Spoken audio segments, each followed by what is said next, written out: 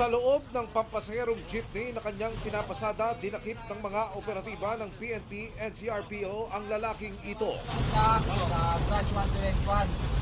Matagal nang may warrant of arrest ng suspect para sa kasong murder pero nagtago sa Caloocan. Dating security driver ng isang Koreano nung time na kasagsagan ng Pogo. Since wala na nga yung mga Pogo dito sa atin, so siya ay nag-sideline as a jeepney driver.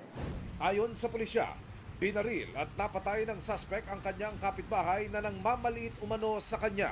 Ayon sa ating suspect, madalas siyang nabubuli nitong ating victim. Tuwing dadaan siya, kinikikilan siya. Hanggang sa humantong na raw sa puntong napundi na ang suspect. Kasi nga lagi daw siyang nabubuli. Nagdilim yung paningin at pinatay na niya yung victim. Kasi lagi pong nangungutong sa akin yung ma'am. Pagdating ko doon, hiningan ko pala kami ng sandal.